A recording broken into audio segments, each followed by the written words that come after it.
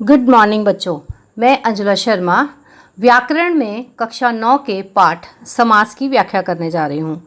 बच्चों, जिस प्रकार से गणित में कुछ नियम होते हैं उसी प्रकार से हमारे हिंदी व्याकरण में भी कुछ नियम होते हैं जिनके आधार पर संधि, समास, कारक ये सब पढ़ाए जाते हैं। चलिए हम आज समास के बारे में बात करते हैं। सबसे पहले हमें ये समझना होगा कि समास होते क्या हैं। बच्चों, समास का मतलब होता है संक्षिप्तीकरण। संक्षिप्तीकरण मतलब छोटा करके। हिंदी व्याकरण में समास का शाब्दिक अर्थ होता है छोटा रूप। जब दो या दो से अधिक शब्दों से मिलकर जो नया और छोटा शब्द बनता है उस शब्द को हिंदी में समास कहते हैं। या दूसरे शब्दों में हम यूँ भी कह सकते हैं कि समास वह क्रिया होती है जिसके द्वारा हिंदी में कम से कम शब्दों में अधिक से अधिक अर्थ प्रकट किया जाए। तो इसकी परिभाषा क्या हो जाएगी बेटा? दो या दो से अधिक शब्दों से मिलकर बने हुए एक नवीन एवं सार्थक शब्द को समास कहते हैं। समास रचना में दो पद होते हैं। अब सबसे पहले हमें यह समझना पड़ेगा कि हम पद किसे कहते हैं। जब शब्द अलग अलग होते हैं तो वे शब्द कहलाते हैं, लेकिन जब हम उन शब्दों को एक सेंटेंस में बांध देते हैं यानी कि उनकी आज़ादी खत्म हो जाती है तो वे पद बन जाते हैं, इसलिए उनको हम पद कहते हैं। अब समास रचना में जैसे दो पद होते हैं तो जो पहला पद होता है उसको पूर्व पद कहा जाता है और जो दूसरा पद होता है उसको उत्तर पद कहा जाता है। इन दोनों से जो नया शब्द बनता है वो समस्त पद कहलाता है। अब एग्जाम्पल देखिए आप इसमें, आराम के लिए कुर्सी। अब आराम क्या है? ये पूर्व पद है यानी कि जो पहले लगा हुआ है, और कुर्सी इसमें उत्तर पद है और आराम कुर्सी समस्त पद। इसी प्रकार से दूसरे एग्जाम्पल में देखिए, राजा और रंक। राजा यहाँ पर पूर्व पद है और रंक उत्तर पद, और राजा रंक बन गया समस्त पद। इसी प्रकार से तीसरा एग्जाम्पल देखिए, बल से हीन। बल यहाँ पर पूर्व पद है और हीन है उत्तर पद, और बलहीन बन गया समस्त पद। तो इस प्रकार से अब आपको ये समझ में आ गया होगा कि पूर्व पद किसे कहते हैं और उत्तर पद किसे और समस्त पद क्या होता है। समस्त पद को ही समास कहते हैं और इसको दूसरे नाम से भी जाना जाता है जिसे कहते हैं सामासिक शब्द। आइए अब जानते हैं समास विग्रह किसे कहते हैं। समासिक शब्दों के संबंधों को स्पष्ट करना समास विग्रह कहलाता है। यानी कि जो समस्त पद होते हैं जब उनको खंड खंड करके लिखा जाता है तो उसे विग्रह पद कहते हैं। विग्रह के पश्चात सामासिक शब्दों का लोप हो जाता है। जैसे गंगा प्लस जल, गंगा का जल, तो यहाँ पर गंगा का जल से संबंध बताया जा रहा है, तो समासिक शब्द क्या बन गया? गंगा जल। अर्थात यहाँ पर पूर्व पद और उत्तर पद के संबंध को दर्शाया गया है। आइए अब हम देखते हैं समास के कितने भेद होते हैं।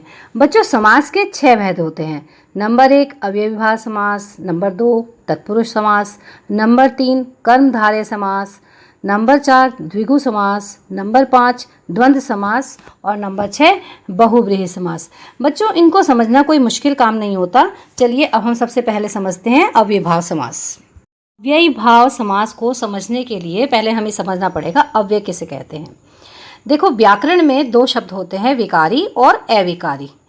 विकारी शब्द जो होते हैं उनमें बदलाव हो जाता है, जैसे संज्ञा, क्रिया, सर्वनाम, विशेषण के आधार पर उनमें बदलाव हो जाता है उन शब्दों में। लेकिन जो अव्यय शब्द होते हैं उनमें किसी भी प्रकार का कोई बदलाव नहीं होता।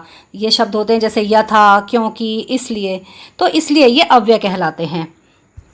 जिस समास में पूर्व पद अव्यय हो और जिसके जुड़ने से समस्त पद अव्यय बन जाता है उसे अव्ययीभाव समास कहते हैं। इसमें अव्यय पद का जो प्रारूप होता है वो लिंग, वचन, कारक में नहीं बदलता, वो हमेशा एक जैसा रहता है। दूसरे शब्दों में कहा जा सकता है, यदि एक शब्द की पुनरावृत्ति हो तो दोनों शब्द मिलकर अव्यय की तरह ही प्रयोग होते हैं, वहाँ पर भी अव्ययीभाव समास होता है। संस्कृत में उपसर्ग युक्त पद भी अव्ययीभाव समास माने जाते हैं। तो इनकी ये पहचान है कि यदि इनमें उपसर्ग लगे हुए होते हैं, उपसर्ग कहाँ लगते हैं? आगे लगते हैं। यदि इनमें उपसर्ग लगे हुए होते हैं तो वो अव्ययीभाव समास कहलाते हैं वो शब्द। जैसे आजीवन, आजीवन में आ उपसर्ग लगा हुआ है। दूसरा एग्जाम्पल है यथाविधि, विधि के अनुसार। अब यथा जो है ये अव्यय है, तो इस कारण से ये अव्ययभाव समास है, क्योंकि पहले पद में अव्यय लगा हुआ है।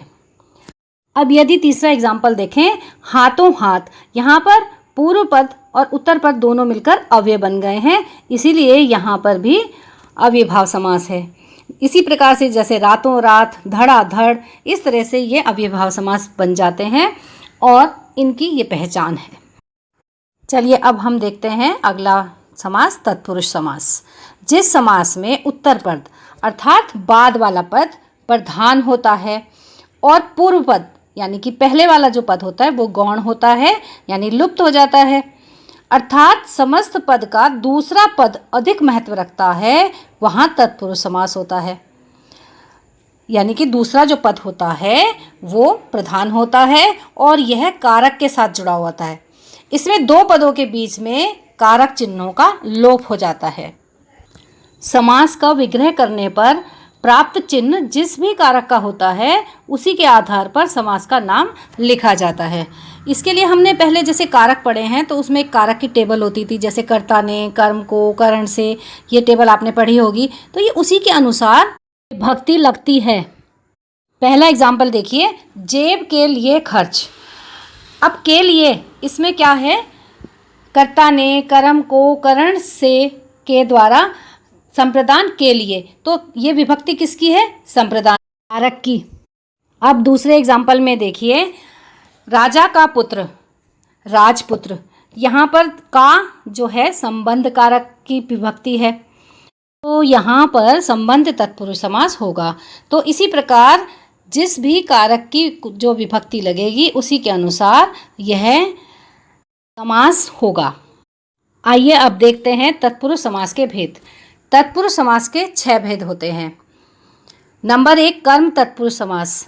अब पहले इसकी हम पहचान देखते हैं कि जैसे कर्म की विभक्ति है को, कर्ता ने, कर्म को, इसकी पहचान को हो गई। ऐसे ही करण तत्पुरुष समास के लिए क्या लिखेंगे, से और के द्वारा। ऐसे ही संप्रदान तत्पुरुष के लिए। अपादान तत्पुरुष समास से या लेकिन यहाँ पर होगा अलग होने के अर्थ में। अलग होना मतलब जैसे पेड़ से पत्ता गिरना, वो पेड़ से अलग हो गया, उस अर्थ में लेते हैं।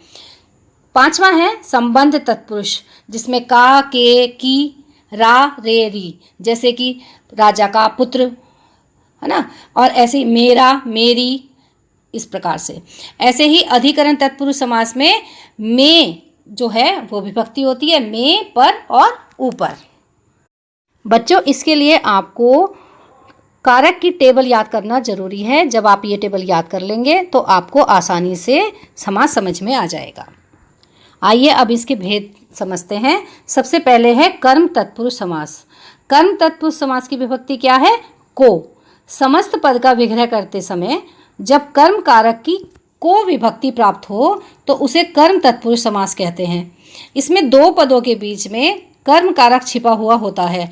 जैसे एग्जाम्पल देखिए, सुख प्राप्त, यानी कि सुख को प्राप्त। शरणागत, शरण को आगत। यश प्राप्त, यश को प्राप्त। अब आप इस देखिए कि इसमें को विभक्ति, जो सुख को प्राप्त के बीच में को, शरण को आगत के बीच में को, यश को प्राप्त के बीच में को, तो ये को विभक्ति प्राप्त होने की वजह से ये तत्पुरुष समास क्या कहलाएगा, कर्म तत्पुरुष समास। दूसरा भेद है करण तत्पुरुष समास। बच्चों, करण तत्पुरुष समास में समस्त पद का विग्रह करते समय जब करण कारक की से और के द्वारा विभक्ति प्राप्त हो तो उसे करण तत्पुरुष समास कहते हैं। इसमें दो पदों के बीच करण कारक छिपा होता है। जैसे पहला एग्जाम्पल देखिए, रोगग्रस्त, यानी कि रोग से ग्रस्त। इसमें बीच में है से। मन चाहा, मन से चाहा। स्वरचित, स्व के द्वारा रचित, है ना। तो ये जो बीच में तीनों शब्द आए हैं, से यानी कि जो से विभक्तियां हैं और द्वारा जो विभक्ति है, ये किसकी पहचान है, करण तत्पुरुष समास की। तो ये करण तत्पुरुष समास को हम इस प्रकार से पहचान सकते हैं। तीसरा है संप्रदान तत्पुरुष समास। समस्त पद का विग्रह करते समय जब संप्रदान कारक की के लिए विभक्ति प्राप्त हो तो उसे संप्रदान तत्पुरुष समास कहते हैं। बच्चों इसमें भी दो पदों के बीच में संप्रदान कारक छिपा हुआ होता है ना। जैसे एग्जाम्पल देखिए, टिकट घर, टिकट के लिए घर, के लिए, है ना, ये के लिए विभक्ति है इसकी संप्रदान कारक की। ऐसे ही देशभक्ति, देश के लिए भक्ति, सत्याग्रह, सत्य के लिए आग्रह। तो के लिए विभक्ति जहाँ पर लगी होती है वहाँ पर संप्रदान तत्पुरुष समास होता है। अब अगला समास है अपादान तत्पुरुष समास। समस्त पद का विग्रह करते समय जब अपादान कारक की से अलग होने के अर्थ में विभक्ति प्राप्त हो तो उसे अपादान तत्पुरुष समास कहते हैं। इसमें दो पदों के बीच में अपादान कारक छिपा रहता है। जैसे भयभीत, भय से भीत, यहाँ पर से जो है वो अलग होने के अर्थ में है, यानी कि उसको भय से उसने अपना पीछा छुड़ा लिया, है ना। ऐसे ही देश निकाला, देश से निकाला, यानी कि उसको देश से अलग कर दिया गया। तो अलग होने के अर्थ में जहाँ पर ये विभक्ति होती है वहाँ पर अपादान तत्पुरुष समास होता है। संबंध तत्पुरुष समास। समस्त पद का विग्रह करते समय जब संबंध कारक की का, के, की, यानी कि संबंध बताने के अर्थ में विभक्ति प्राप्त हो तो उसे संबंध तत्पुरुष समास कहते हैं। इसमें दो पदों के बीच में संबंध कारक छिपा रहता है। जैसे सेना नायक, सेना का नायक, यहाँ पर सेना और नायक के बीच में संबंध है ना। ऐसे ही दीनानाथ, दीनों के नाथ ना, यहाँ पर दीनों के नाथ यानी कि दीन और नाथ में संबंध बताया जा रहा है। ऐसे ही जलधारा, जल की धारा, यानी कि जल में और धारा में संबंध स्थापित किया गया है। तो यहाँ पर संबंध तत्पुरुष समास है। अब है अधिकरण तत्पुरुष समास। समस्त पद का विग्रह करते समय जब अधिकरण तत्पुरुष में पर विभक्ति प्राप्त हो तो उसे अधिकरण तत्पुरुष समास कहते हैं। इसमें भी दो पदों के बीच में अधिकरण कारक छिपा रहता है। जैसे कर्म वीर, यानी कि कर्म में वीर में जो है यहाँ पर अधिकरण तत्पुरुष समास पहचान में आ जाएगा। सिर दर्द, सिर में दर्द, गृह प्रवेश, गृह में प्रवेश, अतः यहाँ पर अधिकरण तत्पुरुष समास है। बच्चों इसके बाद आता है कर्मधारय समास। इस समास में भी उत्तर पद यानी कि बाद वाला जो पद होता है वो प्रधान होता है, या और पूर्व पद जो होता है वो गौण हो जाता है, यानी कि वो लुप्त हो जाता है। इसका विग्रह करते समय पूर्व पद के बाद है और उत्तर पद के बाद जो पदों का प्रयोग किया जाता है। कभी कभी दोनों पदों के बीच के समान या रूपी पद का भी प्रयोग हो जाता है। इसका एक पद विशेषण और दूसरा पद विशेष्य, अथवा एक पद उपमान और दूसरा पद उपमेय होता है। अब एग्जाम्पल देखिए आप, नीलांबर, नीला है अंबर जो, है ना, यहाँ पर जो शब्द लगाने से ये कर्मधारय समास हो गया। ऐसे ही कमल नयन, कमल के समान नयन, यानी कि के समान, है ना, तो यहाँ पर उपमा दी गई है ना। राम रतन, राम रूपी रतन, यहाँ पर उपमेय उपमा दी गई है ना। तो यहाँ पर भी इस प्रकार से कर्मधारय समास हो गया। इसके बाद आता है द्विगु समास। जिस समास का पूर्व पद संख्यावाची होता है, संख्यावाची मतलब जिसमें गिनती होती है, उसे द्विगु समास कहते हैं। इसके लिए आपको हिंदी की गिनती आनी बहुत ज़रूरी है ना। इसका विग्रह करते समय उत्तर पद को बहुवचन में बदलकर उसके बाद का समूह या का समाहार लिखा जाता है। इस समास में प्रयुक्त संख्या किसी समूह को दर्शाती है, यानी कि एक ग्रुप को दर्शाती है वो, है ना, किसी अर्थ को नहीं बताती है वो। जैसे त्रिभुवन, 3 भवनों का समूह, है ना, तो यहाँ पर एक ग्रुप है, यहाँ पर तो वो 3 भवनों का समूह बताया जा रहा है। पंच तत्व यानी कि 5 तत्वों का समूह, है ना, और पहला जो पद है इसका वो क्या है, संख्यावाचक है। जैसे 3, 5, 4 और 3, है ना, चौपाया, 4 पायों का समाहार शब्द इस्तेमाल किया गया यहाँ पर। ऐसे ही तिरंगा, 3 रंगों का समाहार। तो इस प्रकार से ये द्विगु समास होता है। अब आते हैं द्वंद्व समास पर। द्वंद्व समास अपने आप में बहुत आसान समास है, जिस समास में दोनों पद ही की प्रधानता एक समान होती है ना। अभी तक तो ये था कि किसी में उत्तर पद प्रधान था, किसी में पूर्व पद प्रधान था, है ना, लेकिन इसमें दोनों पद जो है वो समान होते हैं। जहाँ दोनों पद समान होते हैं उसे द्वंद्व समास कहते हैं। इस समास में पद प्रायः एक दूसरे के विलोम होते हैं, ये पहचान है इसकी, है ना, तथा योजक चिन्ह से जुड़े हुए होते हैं। इस समास का विग्रह करते समय योजक चिन्ह को हटा दिया जाता है तथा उसके स्थान पर और पद लगा दिया जाता है। पूर्व पद या उत्तर पद में किसी तरह का कोई परिवर्तन नहीं किया जाता, यानी कि जो पूर्व पद है उत्तर पद है वो वैसे के वैसे रहते हैं और बीच में इनमें योजक शब्दों लगा दिया जाता है।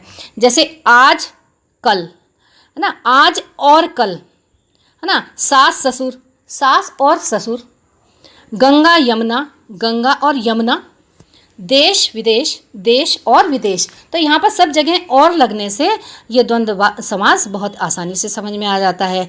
लेकिन कभी कभी या शब्द का भी प्रयोग किया जाता है ना। तो जब जहाँ पर या शब्द का इस्तेमाल किया जाए, जैसे अपना या पराया, है ना, तो या तो वो अपना ही हो सकता है या पराया ही हो सकता है।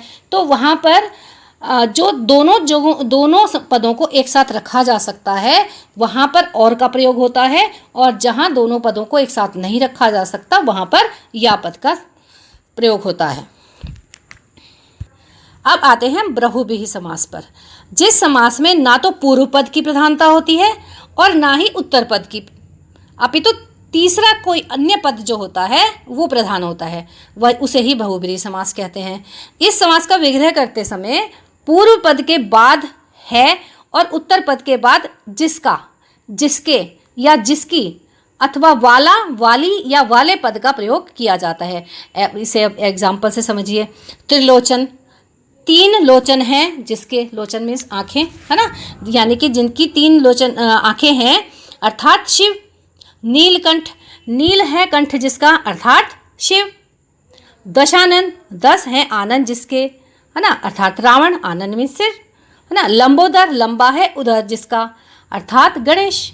तो इस प्रकार से किसी तीसरे पर्सन के बारे में यहाँ पर बताया जाता है, तो वहाँ बहुब्रीहि समास होता है।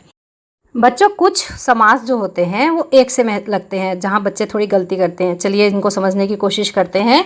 जैसे है कर्मधारय और बहुब्रीहि समास में अंतर। कर्मधारय समास में उत्तर पद की प्रधानता होती है, जबकि बहुब्रीहि समास में ना तो उत्तर पद प्रधान होता है और ना ही पूर्व पद, बल्कि कोई अन्य यानी कि तीसरा कोई पद जो है वो प्रधान होता है। कर्मधारय समास में एक पद विशेषण या उपमान होता है और दूसरा पद विशेष्य या उपमेय होता है। उदाहरण देखिए, जैसे पीतांबर, पीत है जो अंबर, अगर जहाँ आपने लगा दिया जो तो वो हो गया कर्मधारय समास। और पीतांबर, पीले हैं अंबर जिसके अर्थात श्री कृष्ण, यानी कि यहाँ पर किसी तीसरे पर्सन की बात हो रही है तो वो यहाँ पर होगा बहुब्रीहि समास। ये डिपेंड करता है कि आप इसका विग्रह किस प्रकार से कर रहे हैं। इसी प्रकार से द्विगु समास और बहुब्रीहि समास में भी अंतर समझ लीजिए। द्विगु समास में पहला पद संख्यावाचक विशेषण होता है और दूसरा पद विशेष्य होता है, जबकि बहुब्रीहि समास में समस्त पद ही विशेषण का कार्य करता है। जैसे चतुर्भुज, 4 भुजाओं का समाहार, है ना, जिसमें 4 भुजाएं होती हैं। और चतुर्भुज, 4 भुजाएं हैं जिसकी अर्थात विष्णु, यहाँ के तीसरे पर्सन के बारे में बात की जा रही है, तो यहाँ पर हो गया बहुब्रीहि समास। तो यहाँ पर भी यह निर्भर करता है कि आप किस तरह से समास विग्रह कर रहे हैं। धन्यवाद बच्चों।